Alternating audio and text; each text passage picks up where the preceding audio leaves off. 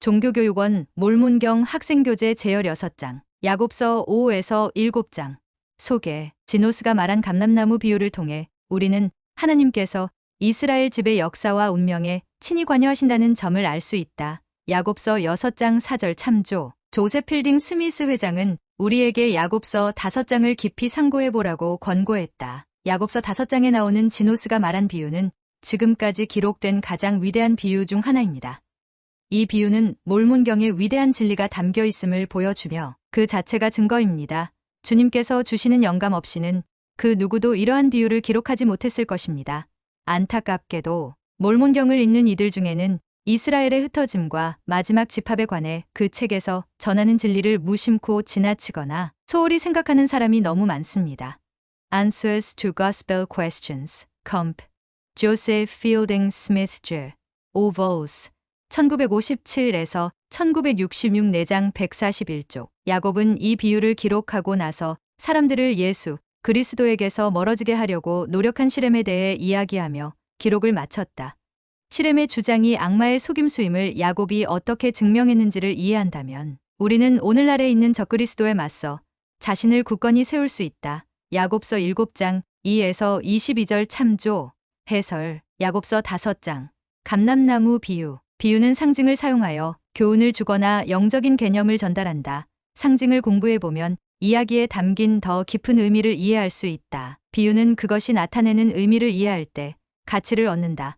12사도 정원회의 제프리 알 홀런드 장로는 지노스가 말한 비유의 주요 주제를 다음과 같이 설명했다. 야곱이 기록한 이 비유는 그리스도에 대해 설명하려는 시도에서 출발한 것입니다. 보강을 하고 가지를 치고 깨끗하게 정리하는 등 나무가 열매를 맺도록 포도원 주인과 일꾼들이 쏟은 노력으로 이스라엘의 흩어짐과 집합에 관한 역사 개요가 한 장 전체에 걸쳐 설명되었지만 그들이 하는 수고에는 속죄라는 한층 깊은 의미가 내포되어 있습니다. 사실상 포도원 구석구석에서 가지를 자르고 접붙이기를 하여 접목하고 거름을 주지만 결국 그것은 그 가지들을 그들의 원나무에 다시 접붙이는 것, 즉 근원으로 다시 데려오는 것이라는 점이 바로 이 비유의 주요 주제입니다. 되돌아가고 회개하고 재결합하는 것, 즉 주님과 하나가 되는 것, atonement. 이것은 atonement, 속죄라는 단어를 풀어서 쓴 것이 몽기니 이 비유에서 전하는 메시지입니다. 포도원 주인은 스스로를 위하여 포도원과 그 열매를 보전하고자 하는 소망을 15차례 이상 표현했으며 적어도 8번은 깊은 슬픔을 표했다. 내가 이 나무를 잃게 됨은 내게 슬픈 일이라. 이 비유를 연구하는 한 학자는 주님의 자비가 이토록 감명 깊게 인상에 남는 이야기는 쉽게 찾을 수 없으며 탕자의 비유에 견줄만 하다고 말했다. 구속 사업이 늘 그렇듯 주님과 하나가 되는 일은 분명 어렵고 힘든 일이며 때로는 깊은 고통을 수반하기도 합니다. 땅을 파고 거름을 주어야 하며 물도 주고 키워서 가지치기도 해야 합니다. 또한 포도원 나무가 심히 무성하게 자라 한 몸같이 되며 그 열매가 고르게 열리도록 끊임없이 접붙여 주어야 하는데 이 모든 것은 구원이라는 목적을 달성하기 위해 행해집니다. 하나님 아버지의 자녀들이 죄를 지어 아무리 멀리 떨어져 나가더라도 그리스도께서는 또한 그분의 제자들은 모든 경륜의 시대에 그들을 모으고 치유하고 그분과 하나가 되게 하고자 애쓰십니다. Christ and the New Covenant 1997 165에서 166. 이스라엘의 흩어짐에 관해 더 알고 싶다면 부록 415쪽에 나오는 이스라엘의 흩어짐에 대한 약사를 참고한다. 이스라엘의 집합에 관해 더 알고 싶다면 부록 416쪽에 나오는 이스라엘의 집합을 참고한다. 야곱서 5장 1절. 지노스는 누구였나? 지노스는 히브리인 선지자이다. 그의 기록은 노쇠판에는 실려 있으나 구약에는 그에 대한 언급이 없다. 지노스는 선지자 아브라함과 이사야 사이 어느 때인가 살았다. 힐라멘서 8장 19에서 20절 참조. 우리는 지노스가 하나님의 아들이 돌아가시고 구속하신 일에 관해 증거했음을 안다. 니파이전서 19장 10절 엘마서 8장 19절 참조. 지노스는 유명한 감람나무 비유로 가장 잘 알려져 있다. 이 비유를 읽으면 지노스가 선지자이자 선견자였음을 분명히 알 수 있다. 야곱서 5장 참조. 야곱서 5장 3절. 이스라엘의 집이여, 내가 너를 가꾼 감람나무에 비유하리니 감람나무를 심고 가꾸는 일은 고대 이스라엘 백성들에게 흔한 일이었다. 제프리 알 홀런드 장로는 지노스가 비유한 감람나무가 어떻게 이스라엘 집에 대한 하나님의 사랑을 강하게 상징하는지를 설명했다. 한 저자는 이 장대한 상징 묘사에 대해 이렇게 말했습니다. 유대인에게 전해 내려오는 한 전설에 따르면 생명나무는 감람나무로 보이는데 여기에는 충분한 근거가 있다. 감람나무는 상록수다. 철마다 나무집 색이 변하지도 않고 낙엽도 지지 않는다. 맹렬한 더위나 겨울 추위에도 끊임없이 생명력을 유지한다. 감람나무는 가꾸지 않으면 거칠고 제멋대로 자라며 쉽게 썩어버린다. 보통 8년에서 10년 정도 오랜 시간 인내심을 갖고 가꾼 후에야 비로소 열매를 맺기 시작한다. 세월이 흐른 뒤 죽은 듯 보이던 뿌리에서 종종 새순이 돋기도 한다. 비틀어진 나무 줄기를 보면 장수와 생명력을 되찾은 고생의 흔적이 역력하다. Truman Madsen, The Olive Press장, A Symbol of Christ, The Allegory of the Olive Tree, 에 Stephen D. Ricks and John W. Welch 1994이 리아이가 직접 가르쳤듯이 하나님의 넓고도 끝없는 구속하는 사랑, 특히 그분의 독생자를 선물로 주신 그 위대한 사랑을 감람나무만큼 강력하고 심오하게 나타낼 수 있는 상징은 어디에도 없습니다. Christ and the New Covenant 163에서 164 야고보서 5장 3에서 77절 지노스의 비유에서 상징적 요소 비유에서 모든 요소를 상징적 의미와 정확히 관련짓고자고 너무 확장시켜서는 안 된다. 그러나 비유를 이해하기 위해 그 의미를 꼭 밝혀야 할 중요한 요소는 분명히 있다. 지노스의 비유 전체에서 무엇보다 중요한 원리는 바로 주님께서 그분의 백성들을 향해 지니신 사랑 가득한 보살핌이다. 이에 더하여 다음 사항이 이 비유의 의미를 이해하는데 도움이 될 것이다. 또한 415쪽 구록에 나오는 이스라엘의 흩어짐에 대한 약사와 416쪽 구록에 나오는 이스라엘의 집합 참조, 상징 포도원임 이 세상, 상징 가꾼 감람나무임 이 이스라엘 집, 주님의 성약의 백성, 상징들 감람나무임 이 이방인, 이스라엘에 속하지 않은 민족 비유 후반에 나오는 들가지들은 배도한 이스라엘을 나타낸다. 상징가지임 이 백성 무리, 상징 가꾼 감람나무의 뿌리임 이 주님께서 자녀들과 맺으시는 복음 성약과 약속, 충실한 사람들에게는 힘과 생명을 제공하는 끊임없는 원천, 상징나무의 열매임이 인간의 삶 또는 행위, 상징둘레를 파고 가지를 치고 걸음을 주는 이름이 자녀들이 순종하여 훌륭한 열매를 맺을 수 있도록 그들을 설득하고자 하시는 주님의 노력, 상징가지를 옮겨 심음임 이 백성들이 온 세상에 흩어짐, 또는 그들을 원래 있던 곳으로 되돌아 오게 함, 상징 덧붙이기임 이 영적 거듭남을 통해 성약에 참여하는 과정, 상징 썩는 가지의 미간악함과 배도, 상징 가지를 불에 던져 넣음임이 하나님의 심판. 야고보서 5장 8에서 10절. 가지를 덧붙인다는 말은 무슨 의미인가? 접목하는 그림 덧붙이는 과정을 살펴보면 살아있는 튼튼한 가지를 나무에서 잘라 다른 나무 줄기에 끼워 넣어 자라게 한다. 이 비유에 등장하는 가지들은 주님께서 한 곳에서 이끌고 나와 다른 곳에 정착하게 하신 백성들을 상징한다. 이스라엘을 다시 덧붙이는 일은 그들이 마침내는 참 메시아에 대한 지식 이파이전서 10장 14절에 이를 것임을 나타낸다. 야고보서 5장 23에서 25절. 내가 다른 가지를 또 심었나니 지노스가 가르친 비유를 통해 우리는 이스라엘이 온 세상에 흩어진 일이 이스라엘 백성에게도 그리고 하나님 아버지의 나머지 자녀들에게도 축복이 되었음을 알 수 있다.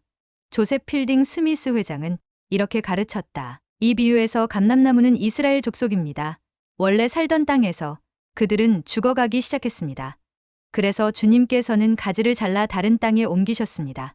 그 가지는 바로 이파이인 잃어버린 지파, 그리고 우리가 알지 못하지만 주님께 이끌려 나온 다른 백성을 상징합니다. 그분께서는 그 가지들을 포도원 곳곳에 심으셨는데 그 포도원은 곧 이 세상입니다.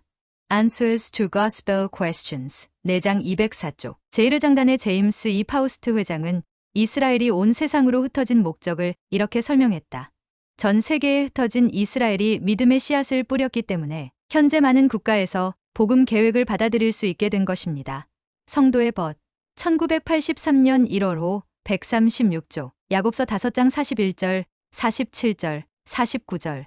내 포도원을 위하여 내가 무엇을 더 할 수 있었겠느냐? 주님께서는 내 포도원을 위하여 내가 무엇을 더 할 수 있었겠느냐? 야고보서 5장 41절, 47절, 49절 하고 3차례나 물으셨다.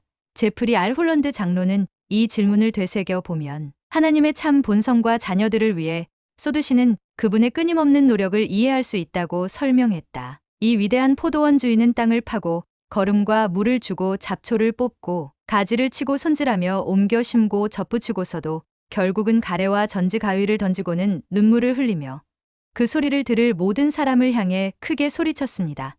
내 포도원을 위하여 내가 무엇을 더 할 수 있었겠느냐? 우리 삶에 역사하시는 이러한 하나님의 모습을 어떻게 잊을 수 있겠습니까? 하나님의 자녀들이 그분을 택하지 않고 그분께서 보내신 하나님의 복음 로마서 1장 1절도 택하지 않는다면 부모로서 얼마나 고통스럽겠습니까? 이하호나 2003년 11월호 72쪽 야곱서 5장 47에서 48절 영적인 뿌리를 자라게 하라. 스펜서 W 킴볼 회장은 가지가 자라고 열매를 맺기 전에 영적인 뿌리를 깊이 내리는 일이 왜 중요한지를 설명했다. 저는 우리가 몰몬경 야곱서 6장에 기록된 포도원 비유에서 큰 교훈을 얻을 수 있다고 생각합니다. 가지들이 그 뿌리를 이겼으므로 보소서 그것들이 뿌리의 힘보다 더 빨리 자라 힘을 빼앗았으니 보소서 내가 여짜옵거니와 이것이 주인의 포도원 나무들이 못쓰게 된 까닭이 아니니까 하니라. 야곱서 5장 47에서 48절 우리 중 몇몇 후기 성도들은 이와 똑같은 문제를 안고 있는 것 같습니다. 그들은 수확을 가져다 줄 뿌리를 발육시킬 노력은 하지 않고 영적으로나 세상적으로 풍성한 수확만을 원합니다. 뿌리를 키우기 위해 일하고 단련하는 등 기꺼이 대가를 치르려는 사람이 거의 없습니다. 이러한 교육은 어릴 때부터 시작해야 합니다. 제가 어릴 때 정원을 가꾸고 가축에게 먹이를 주고 물을 길어 나르며 나무를 자르고 울타리를 고치고 조그마한 농장에서 일하는 것 등이 바로 가지가 나기 전에 뿌리를 내리게 한 중요한 일들이었음을 당시에는 몰랐습니다. 부모님께서 뿌리와 가지의 관계를 이해하신 것에 대해 깊이 감사드립니다. 우리 모두 뿌리를 깊게 내려 복지 사업에서 원하는 결실을 거두어야 하겠습니다. 성도의 벗 1979년 4월호 74에서 75쪽 야곱서 5장 62에서 75절 이번에 마지막으로 힘을 다하여 일하자. 딘넬 라슨 장로는 70인으로 봉사할 때 우리 각 사람은 예수, 그리스도의 재림을 위해 세상을 준비시키는 이 마지막 수고에서 한 부분을 차지한다고 말씀했다. 지금은 주님과 그분의 종들이 지상 모든 백성에게 진리를 전하고 참된 정체성을 잃어버린 고대 이스라엘 후손들을 개심시키기 위하여 마지막 온 힘을 쏟을 때입니다. 선교사 훈련원에 있는 선교사들 야곱이 몰몬경에서 인용한 선지자 지노스는 이러한 노력을 포도원에서 가지를 치고 걸음을 주고 마지막 날에 그 열매를 모으는 일꾼에 비유했습니다. 지노스는 구주를 포도원 주인으로 비유했는데 주인은 일꾼들에게 이렇게 말했습니다. 그런즉 가서 이번에 마지막으로 힘을 다하여 일하자. 이는 보라 끝이 가까워 오미니 이는 마지막으로 내가 나의 포도원을 손질할 때니라. 야곱서 5장 62절 여러분은 이 위대한 사업을 위한 기초가 놓였을 때 지상에 왔습니다. 복음은 마지막 때를 위해 회복되었습니다. 교회는 거의 세계 모든 곳에 세워졌습니다. 무대는 마지막 공연을 위해 세워졌습니다. 여러분은 중요한 역할을 맡을 것입니다. 여러분은 포도원에서 일하는 마지막 일꾼 중 한 사람입니다. 이것은 여러분의 목에 씌워진 멍에입니다. 바로 이러한 봉사를 하도록 여러분은 선택되었습니다.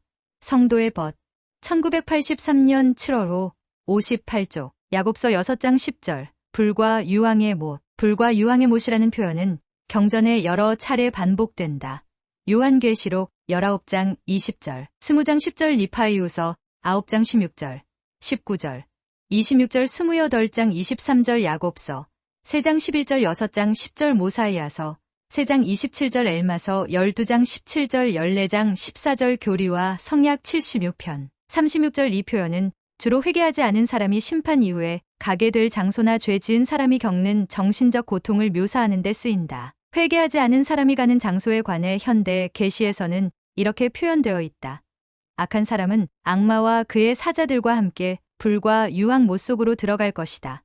교리와 성약 76편 36절 정신적 고통에 관해 선지자 조셉 스미스는 이렇게 말했다. 사람은 스스로를 고문하고 정죄합니다. 그렇기에 다음과 같은 말이 있습니다. 그들은 불과 유황으로 타는 못에 들어가리니 사람이 마음속에 느끼는 낙담의 고통은 불과 유황으로 타는 못처럼 격심합니다. History of the Church 6장 314쪽 야곱서 7장 2절, 4절, 7절 시렘은 어떤 주장을 펼쳤으며 그 방법은 어떠했는가?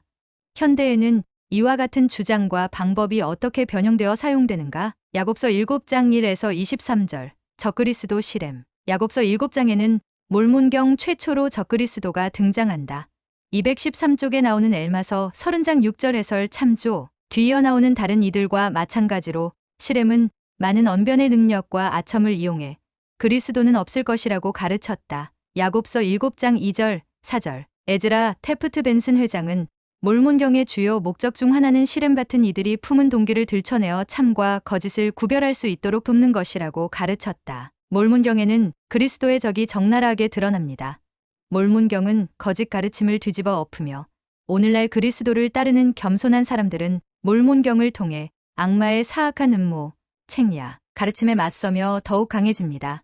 몰몬경에 나타난 배도 형태는 오늘날 우리에게 일어나는 상황들과 비슷합니다. 모든 것을 미리 아시는 하나님께서는 몰몬경을 만들게 하시어 이 시대에 우리 주변에서 볼 수 있는 거짓된 교육적, 정치적, 종교적, 철학적 개념을 똑바로 이해하고 그에 대항하여 싸우는 방법을 알게 하셨습니다. 성도의 벗 1975년 8월 40조 야곱서 7장 2에서 4절 거짓에 속지 않는 방법. 에즈라 테프트 벤슨 회장은 거짓에 속지 않기 위해 다음 3가지 질문을 자문해 보도록 제안했다. 1. 그것에 대해 표준 경전에는 어떻게 설명되어 있는가? 브리검 영 회장님은 몰몬경에 실린 말씀을 마음속에 깊이 새겼으며 거짓 가르침을 떨치고 나오는데 의심은 결코 도움이 되지 않았다고 말씀하셨습니다. 이 2번째 질문입니다. 후기의 교회를 이끄는 선지자들, 특히 지금 계시는 교회 회장님은 그 주제에 관해 뭐라고 말씀하시는가? 참마지막으로 3번째는 영, 곧 성신께 하는 질문입니다. 이 질문은 하나님과 대화하는 통로가 깨끗하고 고결하며 죄로 어지럽혀져 있지 않을 때에만 온전히 효력을 발휘할 수 있습니다. 브리검 영 회장님은 다음과 같이 말씀하셨습니다. 여러분은 자신이 바른 길로 인도되고 있는지, 그릇된 길로 빠지고 있는지를 알 수 있습니다. 왜냐하면 하나님께서 계시하신 모든 원리는 인간의 마음에 그 참됨을 확신시킬 증거를 이미 담고 있기 때문입니다. 멸망을 말하는 사람에게 우리가 이끌려간다면 이 얼마나 안타까운 일입니까? Conference Report. 1963 16에서 17. 야곱서 7장 13절. 내게 표적을 보이라. 주님께서는 이렇게 말씀하셨다. 악하고 음란한 세대가 표적을 구하느니라.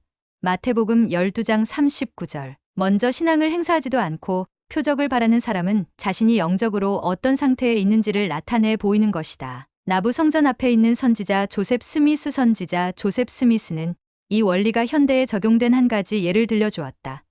제가 필라델피아에서 복음을 전할 때 퀘이커 교도 한 명이 표적을 보여달라고 외친 적이 있습니다.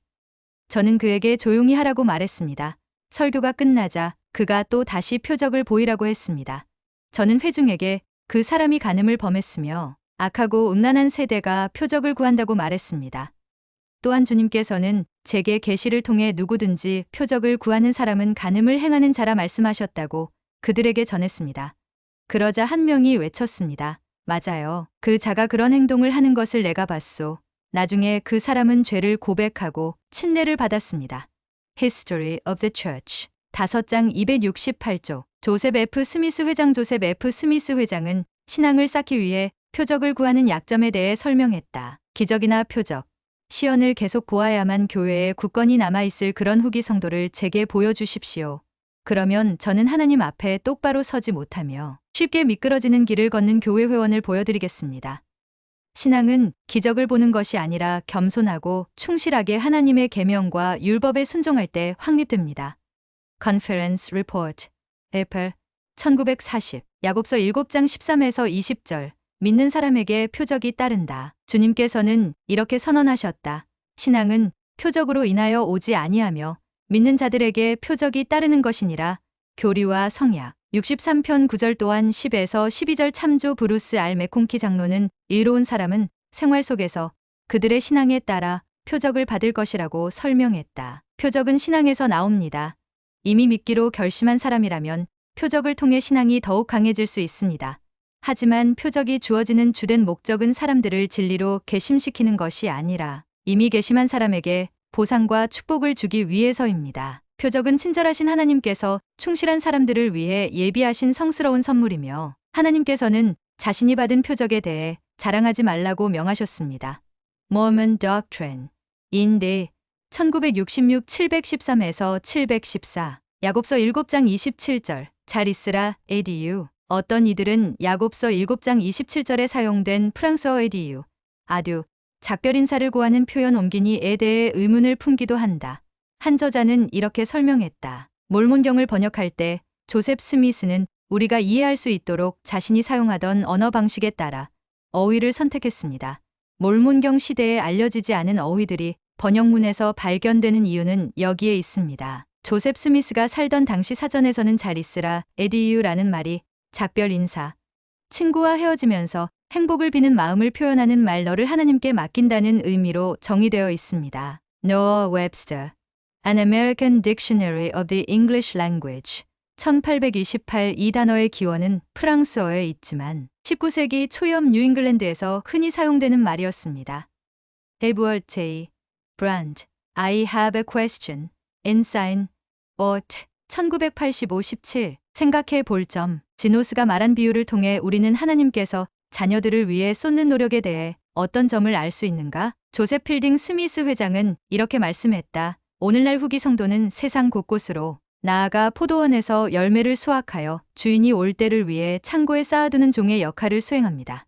Answers to Gospel Questions 4장 142쪽 여러분은 주님을 도와 열매를 수확하기 위해 선교 사업과 더불어 어떤 일을 할 수 있는가? 시렘이 사용한 술수가 오늘날 세상에서 왜 이토록 성공을 거두는 것일까?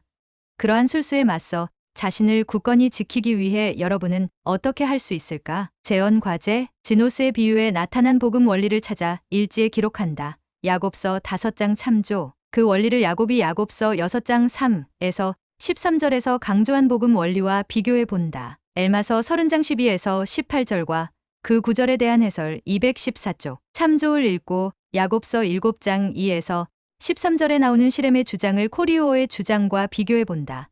적그리스도의 속임수에 맞서 우리 자신을 어떻게 지킬 수 있는지 친구나 가족에게 가르친다. 야곱서 7장 13절 해설 아래에 나오는 선지자 조셉 스미스에게 표적을 요구한 사람의 이야기를 다시 살펴본다. 야곱서 7장 13에서 20절과 엘마서 30장 49에서 59절을 읽고 표적을 요구한 대가로 시렘과 코리오어는 어떤 일을 겪게 되었는지 비교해 본다. 교리와 성약 63편 7에서 12절을 읽고 신앙이 표적으로부터 오지 않는 이유를 간략하게 적는다.